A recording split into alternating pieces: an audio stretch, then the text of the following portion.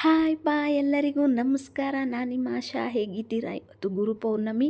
ಮನೆಯಲ್ಲಿ ಪೂಜೆ ತುಂಬ ಚೆನ್ನಾಗಾಯಿತು. ಮತ್ತು ಇವಾಗ ದೇವಸ್ಥಾನಕ್ಕೆ ಹೊರಡೋಣ ಅಂತ ಹೊರಟಿದ್ವಿ. ನಾನು ನಮ್ಮ ಆಂಟಿನೇ ಹೊರಟಿದ್ದು. ಎಂಟ್ರೆನ್ಸಿಂದ ಹೋಗೋಣ ಅಂದರೆ ಸಿಕ್ಕಾಪಟ್ಟೆ ರಶ್ಶು. ಆ ಕಡೆಯಿಂದ ಮೂವೇ ಆಗ್ತಾಯಿಲ್ಲ. ಸರಿ ಬ್ಯಾಕ್ ಸೈಡ್ ಇನ್ನೊಂದು ದಾರಿ ಮಾಡಿದರು. ಅಲ್ಲಿಂದ ಹೋಗೋಣ ಅಂದರೆ ಅಲ್ಲಿ ಅನ್ನದಾನ ನಡೀತಾ ಇತ್ತು. ಎಲ್ಲರೂ ಊಟ ಮಾಡ್ತಾಯಿದ್ರು, ಪ್ರಸಾದ ತೊಗೋತಾಯಿದ್ರು. ರಶ್ಶು ತುಂಬ ಇತ್ತು. ಸರಿ ನಾವು ಹಂಗಿಂದ ಸುತ್ತಾಕೊಂಡು ಒಳಗಡೆ ಎಂಟ್ರಿ ಆದ್ವಿ. ಹೋಗಿದ ತಕ್ಷಣವೇ ಗಣೇಶ ಸಿಕ್ಕಿದ್ರು.